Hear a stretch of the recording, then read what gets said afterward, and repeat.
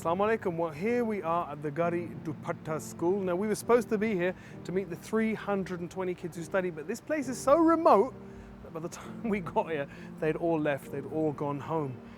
Absolutely idyllic setting in the foothills of the Himalayas, and you may say it's idyllic in some senses, but I can show you that it's not idyllic in terms of being able to have a good place to study.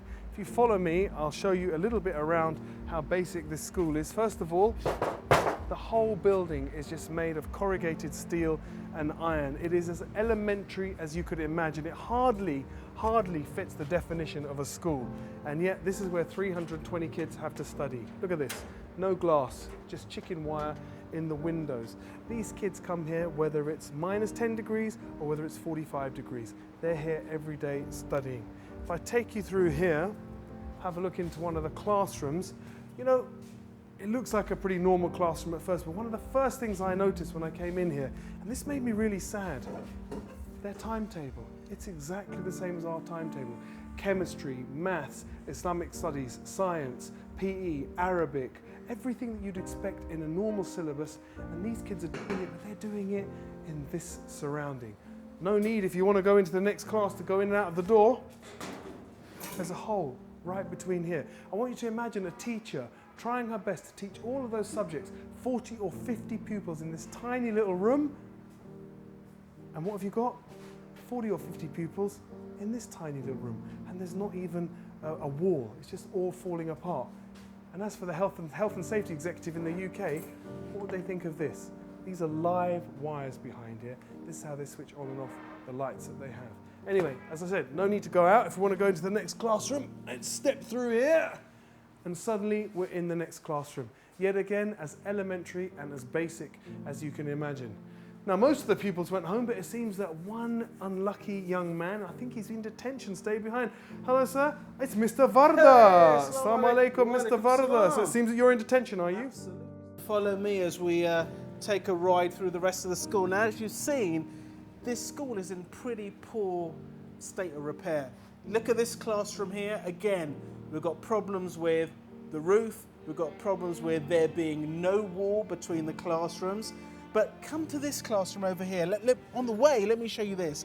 You can see that there are no windows. So you can imagine what it must be like when there's heavy rain, the temperature drops, the kids are not protected against the elements, which is not nice. If you carry on this way, you'll find that, again, every single class has windows, but again, there's no glass. There's nothing to protect the children who are studying here for very long periods of time. In this classroom, they don't even have enough furniture to furnish it. And again, here, come through very quickly. You can see that, look, the walls are even falling apart. Everything, there's literally no insulation. So again, when it gets cold, there's nothing shielding the kids from the harsh weather, and we're in mountainous regions. Come with me, come on, jaldi jaldi. Hey, look at this one. Now, this is probably one of the worst rooms. The roof has literally fallen apart. There is no roof, the water leaks, and there are times that this classroom can't even be used. Look at the state of the furniture.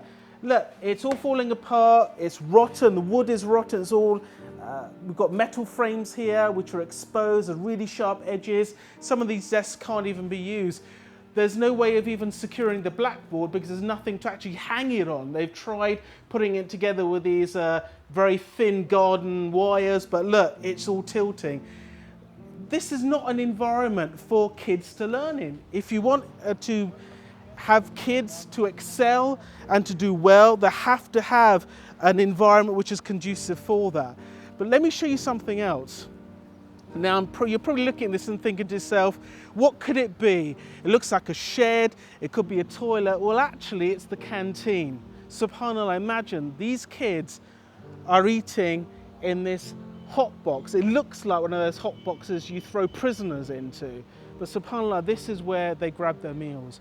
Brothers and sisters, I'm sure you may have children. Would you send them to a school as bad as this? I know you wouldn't, I wouldn't either.